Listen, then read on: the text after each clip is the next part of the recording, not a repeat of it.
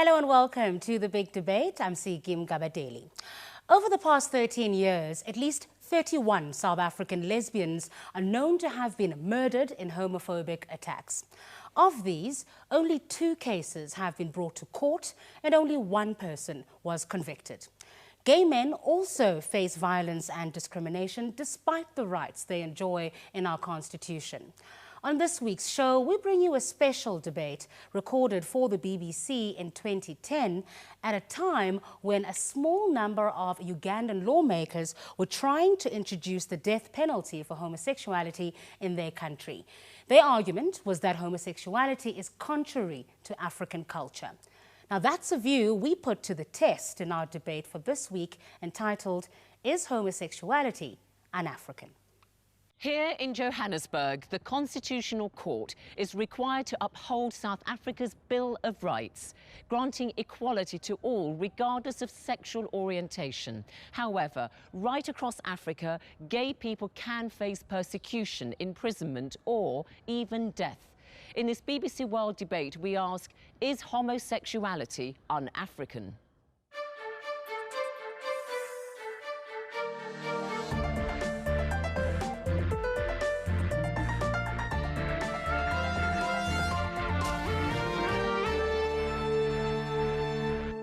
Hello, I'm Zainab Badawi. Welcome to Johannesburg for what promises to be a lively debate on an increasingly controversial topic. Along with our studio audience, we're joined on our panel by Ugandan MP David Bahati from the country's ruling party. He's the main force behind a proposed anti-homosexuality bill that in some cases would see homosexuals imprisoned for life.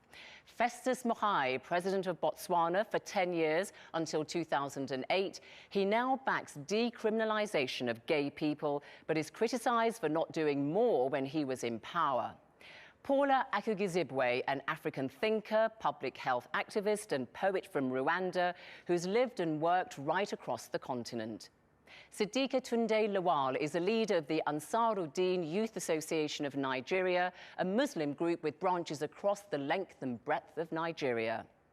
Eusebius McKaiser, a writer on gay issues, a talk show host and a philosophy lecturer based at the Centre for Ethics at Wits University here in Johannesburg. That is our panel. Along with our invited audience of gay rights activists are religious groups opposed to homosexuality. Welcome to you all.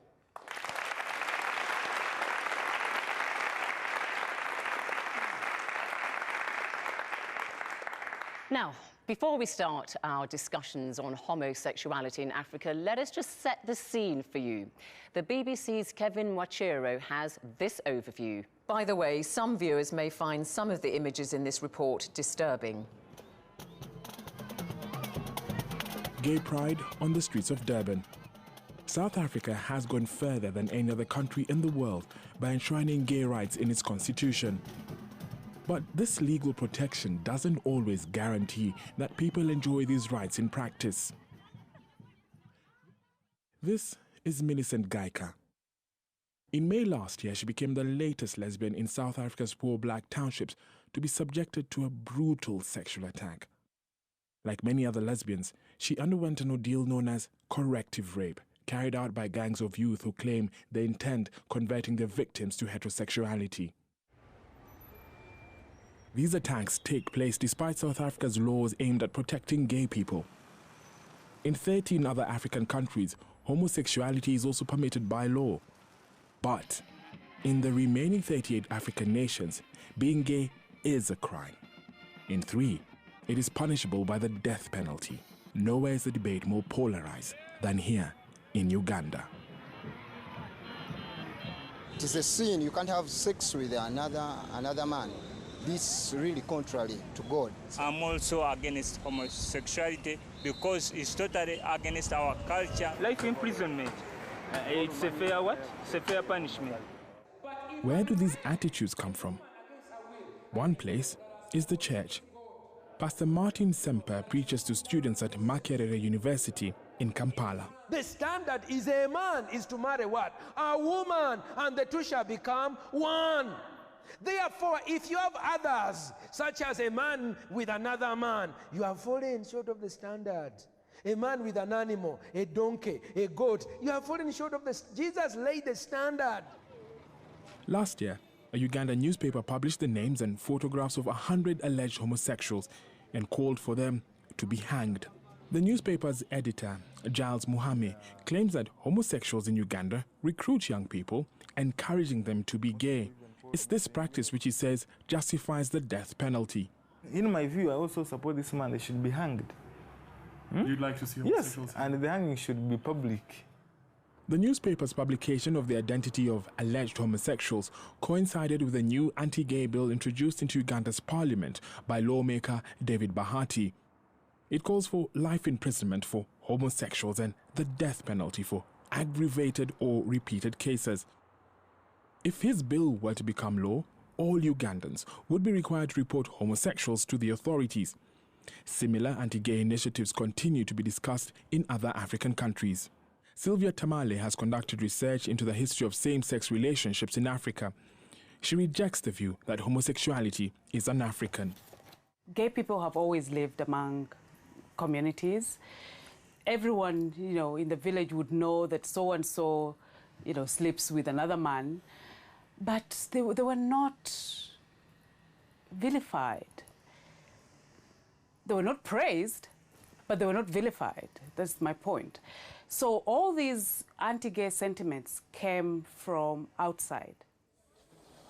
Najib is a gay Ugandan man who lives in the slum of Bwaise in Kampala. He runs a support group for young gay men and women in his area. He believes that Uganda's lawmakers have their priorities wrong. We are gays because we are made to be gays. It's what we feel. The way I can't stop Bahati from being a straight guy to turn to be a gay is the way he can't stop me, or he can't stop us from being gays. This is our life. And this is my life in particular. I really love it, and I'm really proud of it. I really feel comfortable with guys. I've never felt women. So how will you force me to feel something? So we've set the scene there. David Bahati, like it or not, homosexuality is there in Africa. You cannot say it is un-African, can you? It's un-African because it is inconsistent with African values of procreation, of a belief in a continuity of family and clan. So the existence of homosexuals in Africa, you think, is compromising population growth in Africa? Is that what you're saying? Certainly. It is? Yeah. Can you give us a figure on that, Mr. Bahati? No, I do not have to give you the figure because homosexuality is illegal in our country, and therefore there's no way we can capture this figure into our statistics. Is it about 30 million people live in Uganda? We have 33 million people living in Uganda. 33 million in Uganda, and you think that's not enough? You think your population's being compromised by the existence of homosexuals? No, the key issue is it is inconsistent with our belief of continuity of family and clan. All right. That's key. Festus Mahai, is homosexuality un-African? No, because there are homosexuals in Africa as elsewhere. It does appear that homosexuality have always existed. Paula, you have lived in several countries right across Africa. In your view, do you think that there is this kind of common position that homosexuality is either African or un-African? I think it varies. I mean, but like Remo Hai said, it has always been with us, and ideological prejudice has also always been with us. So the question of whether it's African or not is really just a question of whether we want to cling to the ideological prejudice or whether we want to let people have the right to experience their own humanity. You know, you can't change human nature, but culture is about how you respond to it. So I would say homophobia is the un-African thing, because homophobia creates a culture of hatred, it creates a culture of intolerance, and that has no space in our continent. Siddique, so homosexuality is African, it's homophobia that is un-African. From an African and Muslim perspective, what's your view? Well, I think homosexuality is un-African, first of all. Because even though it's something that is human nature, it's not something that we have promoted. It's not something that, in Africa naturally is seen as something deviant. People have the natural instincts, yes, but over the centuries, even though we have had homosexuals over the years, over the centuries, they've not come out. It's not something we're used to in the African continent. And so when people So what are you saying? You're all right with homosexuals existing as long as they're quiet about it? Yes, because I think it offends the sensibility of others around them. Why does it affect the sensibilities of others? Because it's something that's over just recently now that they're starting to make it so public. Let me put it like that. And then homophobia, Paula says that's the thing that is actually un-African. I mean, would you agree with that? Well, I think nobody should attack anybody based on their natural instincts or whatever they feel like doing. As long as they're adults, they're consenting to it, people should leave others too. And then, so, what about from a Muslim perspective? Because Nigeria has got around a dozen states that base their law on Sharia law, where if a man indulges in homosexuality, it is actually punishable by death. A lesbian would get 6 months in prison and 50 lashes. Well, but is that something you like? You like the idea of that? Talking as a Muslim, homosexuality falls in the category of things that are forbidden, strictly. No, you know, it is not allowed. It is haram. Yubi, I mean, I have to say to you that when Sadiqa says something like, actually, the majority of people's sensibilities are affronted when it comes to that very assertive gay agenda that we do see in Western countries, and it is that which is un-African. Fair point. Not at all, Zainab. I mean, when I listen to David and also Sadiqa, what I hear is basically a tissue of irrational argument and hatred. And where does one even start? Let's start with David's point of view. This idea that African values is all about procreation and we're all a bunch of sex machines is nonsense. Absolute nonsense. Okay? What does David have to say to a straight couple who's sterile, that they should feel less African because they can't give birth to kids? What about a gay couple that have decided, actually, I want to have a kid, but I want to continue living in the same-sex relationship the day after I've spawned one? Will you be more comfortable with that person? It's just a badly thought-through point of view. And the same with Sadiqa's. I mean, this idea of the 2 points that she's mentioned, firstly, that I get offended. Well, I get offended by homophobes. Does that mean that he must go into the closet, as it were? No. We all have a right to exist. The fact that you are aesthetically insulted by looking at two people who are in the same-sex relationships, who are holding hands in public, that's neither here nor there. Why should I be condoning your homophobia? Sadiqa, are you offended by this gentleman here? No, but he's just told you he is a gay man working in gay activism, and he wants to be open about it. Well, are you offended by him? No, I'm not. The display of their how do I put it in now?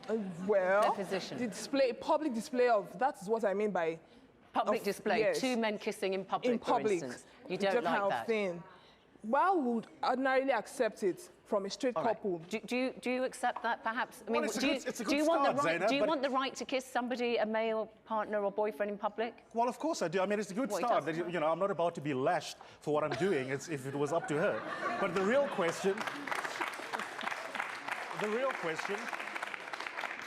question, Sadiqa, is this. Do you accept that the fact that you are offended in terms of your sensibilities, do you accept that there's no basis for public policy and for laws, that it's your own private viewpoint, and I respect your entitlement to have it, but you wouldn't co-sign your name to a bill by David? Do you accept that?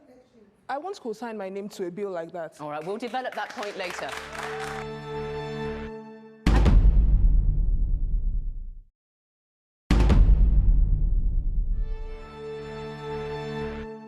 David, you said very clearly homosexuality is un-African because Africans want to go forth and multiply and have children, and you actually said that the existence of homosexuals in Africa compromises population growth. Is that what you said? In the long run, and that's one reason. The other reason is we don't have to confuse 2 points. One, existence of something does not necessarily mean acceptance. It's an acceptance of homosexuality that makes it African, or the unacceptance of homosexuality that makes it an African. It's not the existence. There are so many things that have existed on the continent. David, the other thing, 2 points. That's if I can make a point. Firstly, you don't have a monopoly on what it means to be African. Not every single person on the continent shares that viewpoint. Okay?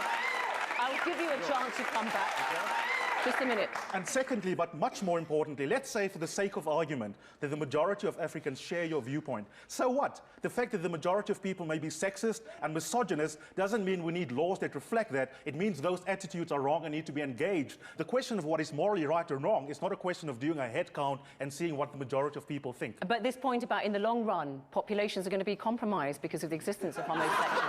Well, it's nonsense. I mean, from a statistical point of view, gay people are always going to be a statistical minority, so it's not a real problem. But at any rate, I mean, in the long run, we're all dead. The question is whether it's morally okay, all right. whether it's morally okay for public policy to reflect that viewpoint. No, David Bahati, let him reply. You'll be certainly entitled to his opinion, and that's why we celebrate this democracy. But the point I make,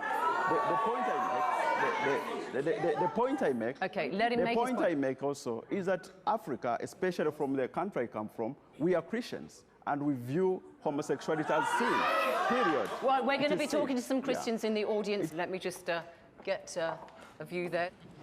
Your point. I am an African. We believe in being remembered for eternity. So the only way to do that is through reproduction. How do I reproduce with another man and claim that I'm an African? It can't be done. I am a Christian. In a biblical point of view, homosexuality is wickedness. The only way for my surname to continue, you see, for my surname to continue is through reproduction. I am an African. Okay, thank you.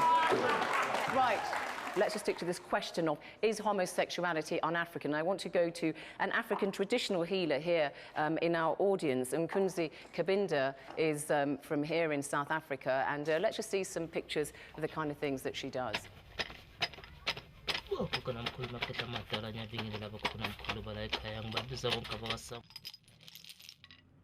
And using herbal remedies, and Mkunzi uses ages-old medicine to treat patients all sorts of ailments that they're suffering from. She's also a lesbian, married to Joanna, and they have an adopted daughter who you can see there. Mkunzi. Yes, my dear. Do you see any contradiction between being an African traditional healer and also a married lesbian? I don't see any contradiction. For me, I am the child of the values.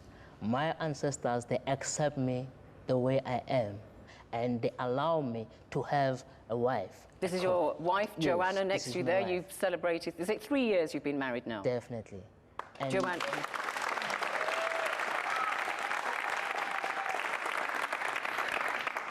And do you have people who say, oh, I'm not going to go to Mkunzi because, you know what, she's a lesbian and she's got a wife? Do you have people who are slightly turned off by that and don't come to you? Let me tell you about that. I do have clients who are older men, and when they come to me, they're like, definitely, you are helping us. And they accept my sexuality. I even got trainees, students that I'm training who are straight. And they came to me to be trained to become traditional healers. You two just stand up for me. You stand up for me. Mkunzi and your wife, Joanna.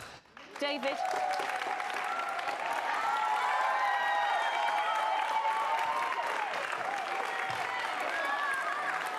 Siddiqa.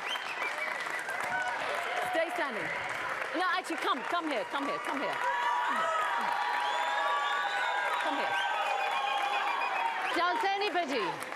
Does anybody have a problem? Does anybody have a problem with these two ladies? Siddiqa, you have a problem. You have a problem. David Bahati, you have a problem with two ladies like this. You would have a problem. Well, I'm actually uncomfortable proceeding forward. Yeah, uncomfortable. Okay, but they have adopted a child presumably who was in a home. She was suffering. Basically, when we found the child, she was definitely not in a good state. So there you are. You've got a gay couple here who are actually helping a child that was abandoned for whatever reason. So they are helping the family values which you say you adhere to. We do recognize that there are countries which have which recognize homosexuality as a human right. And in South Africa, certainly we do that. But this is something that we shall not allow in our country. All right, and we should be respected. Sit down, ladies. That. Thank you very much, ladies. Okay. I have to say, though, Mkunzi and Joanna, a fellow South African here, Chief Luvaivai, he is chief of the Venda people. What's your view? You describe yourself also as a traditional South African. What about homosexuality? In your view, is it African or is it un-African? In actual fact, you must remember that a culture is dynamic. It changes and it moves with time. But however, there are some things that we cannot change them when it comes to the culture, more especially the value and the morals. We must look at the end results of this action that was happening here. What is going to inform our young children? Are we going to have a sustainability population? Let them clap you. We as traditional leaders look after the customs and the value of our African people. We cannot allow that. You cannot allow same-sex. You don't like same-sex relationships. What do you call your traditional family values here then? Polygamy, for instance, is something which is very common in African tribal society. You're saying that that's okay? A man can have 3, 4, 5 wives? Is that okay? Polygamy, it is okay. Is okay? Yes. How many wives do you have?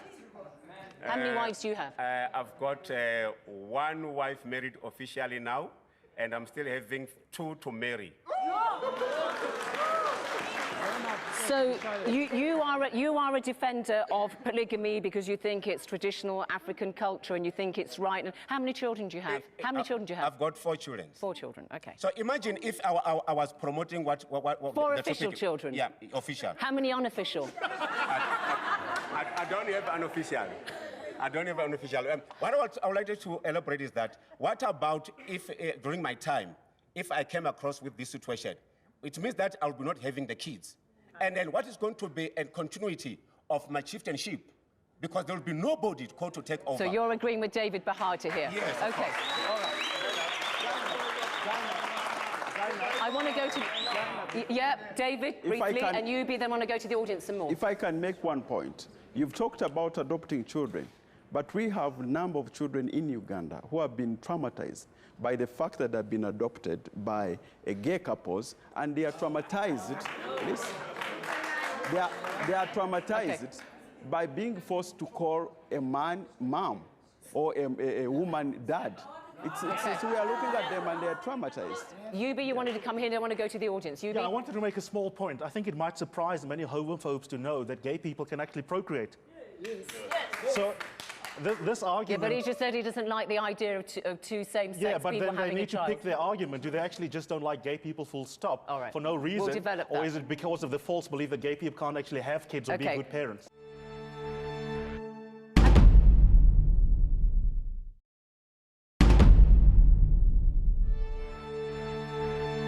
You are from South Africa. You are a practicing Muslim. What was your feeling when you heard Sadiqa speak about her Muslim African attitudes towards homosexuality? I think, Sadiqa, your attitude reflects attitudes of many women that come from Middle Eastern countries and North African countries that are of the Islamic faith.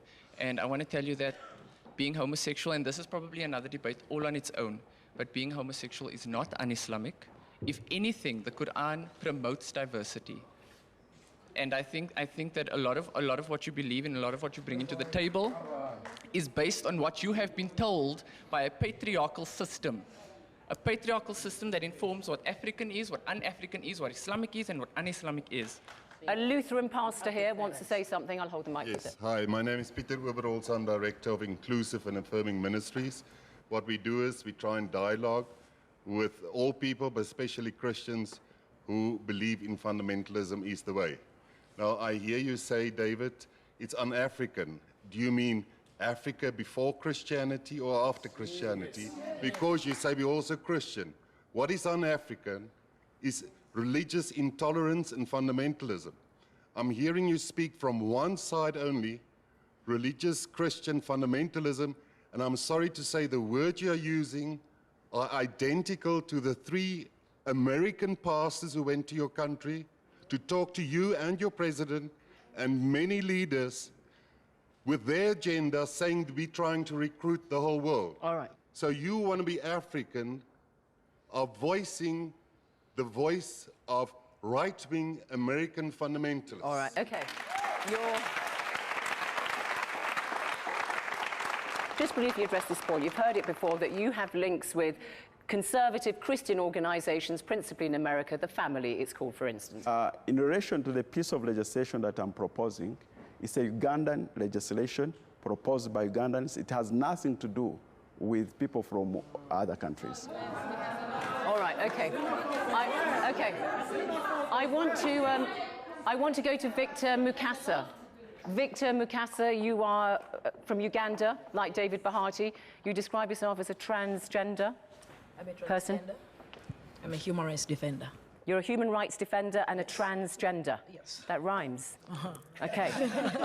So, what do you make of what you've heard so far? Yeah, I think it's just so disappointing to hear you, Bahati, telling lies to people here. I'm sure he would not say that he's telling lies. Yeah, he's telling lies. Okay, he's got a different point of view from yours, yes? Okay. So, you're saying... Him telling people that homosexuality is un-African, and he links it to Christianity and all these things, yet you know very well, Bahati, even in all the history, I'm sure the history you've studied is what I've studied, in pre-colonial Africa, we were never told about homophobia in Africa. You know very well that it all started with the Christians coming and demonizing it. Perma pera, you know how we call them in our language, those missionaries. You also know that the penal code on which you're basing everything that you're doing against homosexuals was brought by the British when they colonized our nation. All right, okay. Okay, developing this point that Victor Mukasa made about the fact that actually go through history and you see that homosexuality has existed. Raymond Perrier, you are at a Jesuit institute here in Johannesburg, and you've done some actual research into the existence of homosexuality in Africa. Yes, I had the great privilege of living and working in the beautiful country of Uganda a few years ago. And as you know, David, one of the foundational stories of the Christian church in Uganda is the story of the Ugandan martyrs, a group of young men who were martyred because of their Christianity. But the reason, what triggered their martyrdom was that King Mwanga, the king of the Buganda, tried to have gay sex with them. So clearly it was the king, who was presumably African, indeed a representative of everything that was most important about the Buganda. It was he who was homosexual. It was the Christians who refused his advances. That's just one king, though. But is one king King Mwanga II you're talking about. Is one king not enough? Well, I mean, it's not enough perhaps to base the whole, you know, history, others, perhaps other examples from Africa. But it certainly challenges the idea that it was Europeans who brought in homosexuality. What it seems to suggest is that it was Europeans who brought in homophobia. So you're saying that this is something that is verifiable through history. I just wanted to inform him that actually we have history before that happened, the king, and we know that this was brought by the Arab traders. Okay, it goes beyond that, yeah. It goes beyond what you know. The Arabs would not say that they condone homosexuality either. When I said Arab traders, I meant Western traders. I'm Prince Cyprian Mngangeni from Congress of Traditional Leaders in Southern Hemisphere. We as the traditional, we do not support, is not African, homosexual, because God made men and women, never made men and women. So we do not support it. South Africa is the last country to be liberated, but it's the first country to promulgate this act. And it doesn't represent your view, then, the fact that it's enshrined in the Constitution? We, as the traditional leaders, we didn't support this thing. Even the survey was being conducted in this country. 98% never supported the same-sex marriages. But our government made a big mistake. Yeah, our government made a big mistake to promulgate to ban act. So we, as the traditional leaders, were still saying government must call a referendum to nullify this thing because it's inhumane. It's against the law, it's against the code, where the Christians are not we do not support same-sex marriage. Okay. All right. Okay, well, let's now just look at why, not whether it's African or un-African, but why do you think homosexual rights should be supported? Paula. I don't see it as homosexual rights, gay rights. I see it as equal rights. At the end of the day, people have people have different inclinations, and people should be allowed to express themselves in whatever way comes naturally to them. I think homophobia is a choice. I don't think it's a natural phenomenon.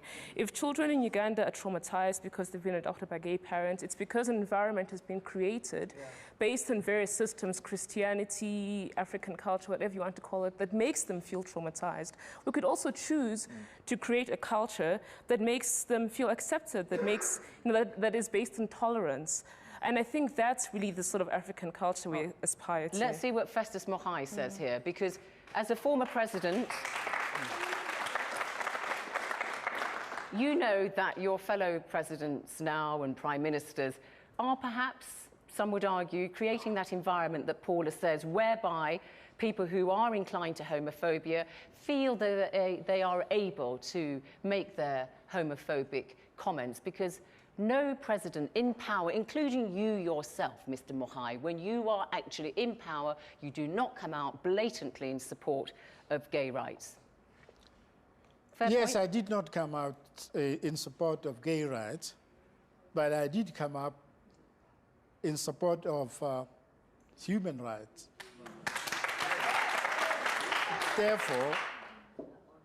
Therefore, I did not specifically, I'm not a gay activist. I'm not a pro-gay activist. No. I say, well, I don't understand the preference, the sexual preference, but they are entitled to it. And that therefore they should not be discriminated against, it should not be criminalized. But why, when you were president, did you not repeal? Why did you not make it legal when you were president? I ruled in a democracy. I could only do what was feasible. Did you try? The majority of our people are still opposed. So I must convince them first before changing the law unilaterally. And when I was president, even without changing the law, all right, let's see. I gave instructions to our police. They stopped arresting or harassing lesbians. Monica is a gay rights activist from Botswana, Mr. President. Yes. Mr. Mogai, with due respect, I believe that you had the power when, for 10 years, you could have changed the law. You could have at least brought up the matter within Parliament or within the policymakers to at least try and change. That would never happen.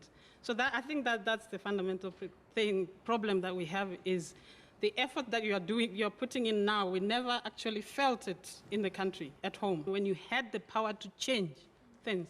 When we see, I mean, Mr. Mogai, I want to ask you, when you see the Kenyan Prime Minister Raila Odinga saying homosexuals should be arrested and put in prison, Robert Mugabe in Zimbabwe has compared them to dogs and pigs. Then he said, oh, I'm sorry I said that. It's an insult to dogs and pigs. That's the kind of rhetoric you can get from African leaders. So why this reticence? Why do they create this climate? I did not, and she, my compatriot, she was not persecuted or arrested during my term of office. So that's what I did. But I could not change the law because that had been necessarily stirring up a hornet's nest. But why are African leaders, Mr. I was Mogai, not willing to lose an election on behalf of the gays. But so, yes, leave it. Is that true? Yes. Okay, wait. Because he's being honest. He's being honest. Listen. And do you think, Mr. Mogai, that... And I discussed with my cabinet. Okay, can I ask you, Mr. what Mogai, I think, are other African presidents, you've spoken to many over 10 years, did they have, even those who wanted to support gay rights, felt, I don't want to lose an election, it's not worth it? Did a lot of them make that point to you? I don't know, no, they haven't.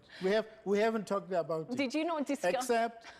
Except only now, those who make proposals similar to my brothers here, those are the ones that I engage, or are my brother. Now you are going too far. Okay, Yubi, are you disappointed that political leaders... Okay, all right. Are you disappointed that political leaders are not more forthcoming, or do you accept that they don't want to lose elections? No, I don't accept it. I'm deeply disappointed, and I was hoping, as cute as the admission is, and good for TV, I'm hoping that Mr. Mogai will at least accept that his attitude retrospectively is deeply immoral, because by saying that you're not willing to lose an election for the gay minority, you make it sound like it's a political strategy, but it's much more simple. You weren't willing to lose an election, even if it meant affirming the dignity and equality of all people in your country. You are wrong. Now you are taking nonsense. Just a minute. Now you are talking nonsense, because my people, during my rule, their dignity was not affronted, they were never arrested, they were never insulted, they were never harassed. Mr. Mahal, Therefore, with all due they were respect, not. no, that's not good enough. It's your judgment. When the law says to me, Eusebius McKaiser, as a gay man, what you do is illegal and it's immoral, that is undermining my dignity. The fact that behind the scenes you call up a policeman and say, dude, don't arrest Eusebius on the streets, it's not good enough, because the message that the law signals in itself affirms homophobia, and for that you should take moral accountability. I agree that the law that says that is wrong, but I've told you that I wasn't willing to, yes, oh yes, no apologies, no apologies.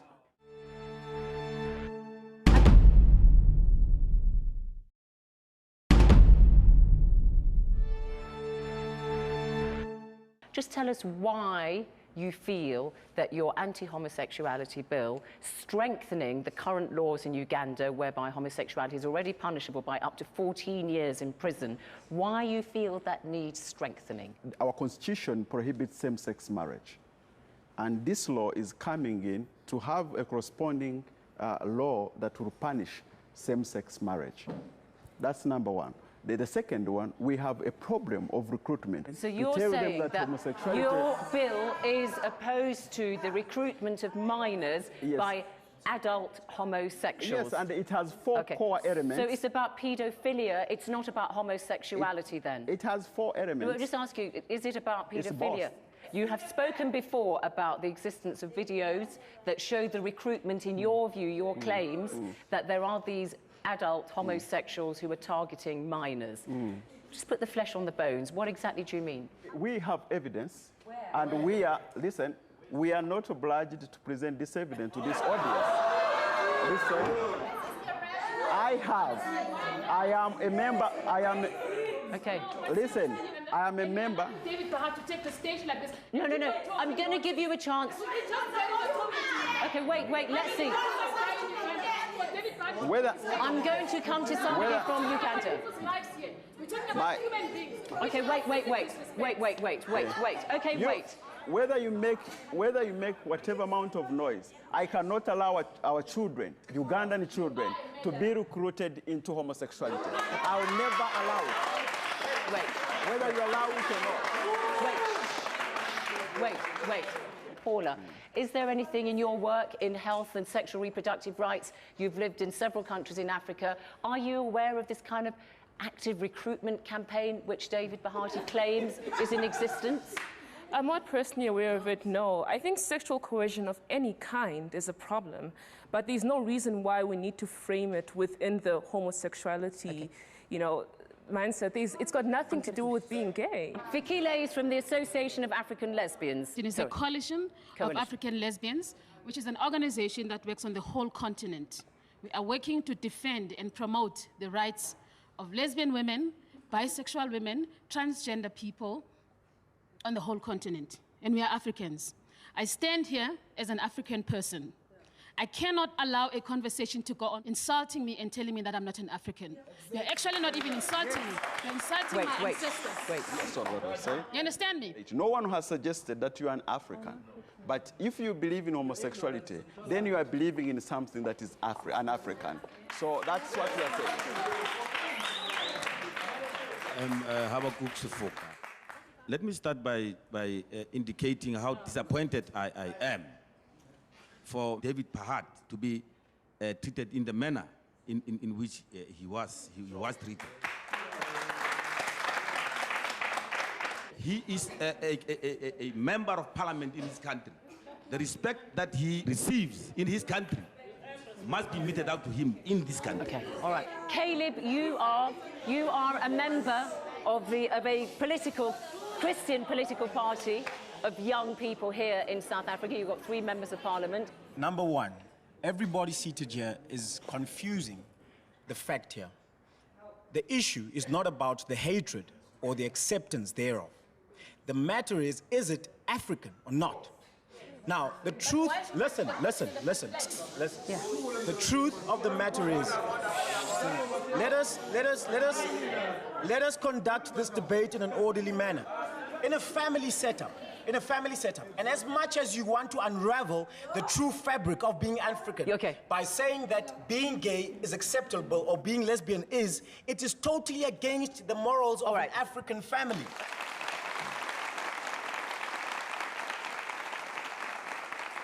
My name is Amina Frenzy. I'm African and Muslim and a woman and probably straight. But I'm appalled at some of the views that we have heard here. Are we not signatories to the Universal Declaration of Human Rights?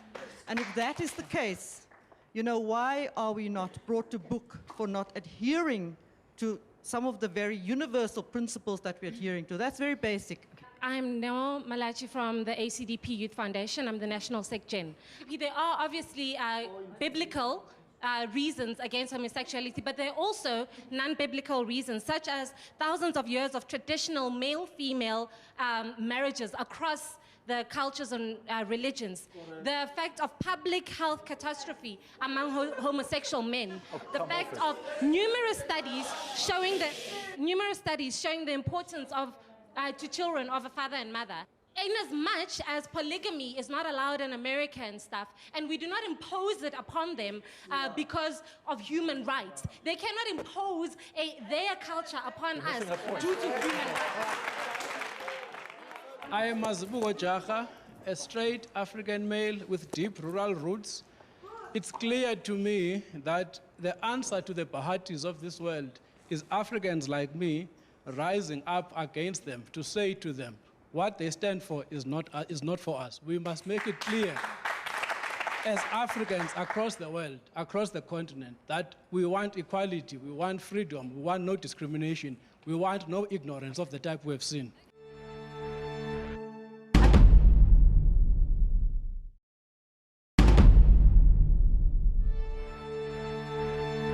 Okay, panel, I want you just to make your final points on this question of, is homosexuality un-African, and if so, what do you think should be done about it? David Bahati, start with you. One member from the audience said that we are all subscribing to a universal declaration of human rights. Not at the UN, not at the African Union, have all countries said that we are subscribing to a sexual orientation, a right of sexual orientation of any kind. That's the reason why in some countries homosexuality is a human right, in other countries not a human right. And we respect each other. It's a mutual respect. You can do it the way you do it in South Africa, we respect that. But leave us in Uganda, we cannot allow homosexuality to be done.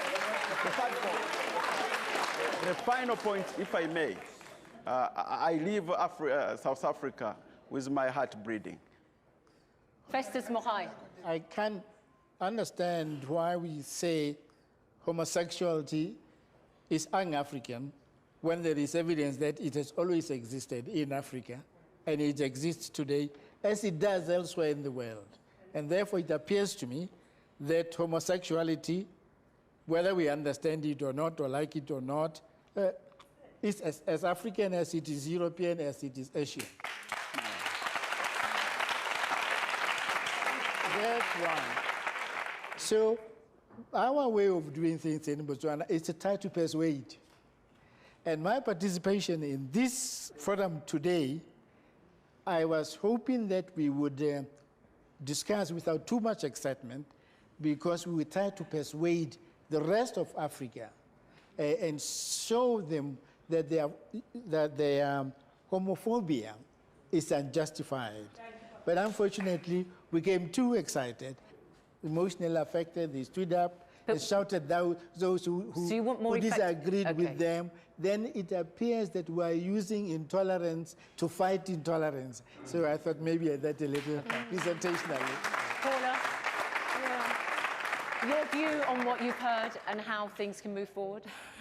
Well, I think when you said that you're going to leave with a bleeding heart, that really captured my sentiments. And I think for everyone in this room, regardless of which side of the camp you stand on, people are going to leave here today with bleeding hearts, or at least with a balance of negative emotions, because that's what hatred does to us. Rwanda was one of only 2 countries that spoke out at the United Nations in December last year. I'm from Rwanda, which is a conservative country, yes, but spoke out to say that we shouldn't discriminate against people based on sexual orientation. Because in Rwanda, we have too recently felt just how bitter the sting of that intolerance can be, because hatred is a double-edged sword. So I mean, call me a conspiracy theorist, but I can't help but wonder if this obsession that's arisen lately with whipping people up into frenzies over ideological lines of sexual orientation in this continent is really a way of distracting us from the bigger issues that we're fighting, like, you know, food insecurity, the state of our health systems, the plundering of our natural resources. Diversity will always be with us, but intolerance and hatred, that is a choice. So if we can agree that love is the fundamental basis of Christianity, if we can agree that Ubuntu is the fundamental basis of being an African, it's togetherness, it's solidarity, if we can agree that God, however you define him or her, respects free will of all human beings, then why can't we just choose love and tolerance so we can move forward and talk about the things that really matter?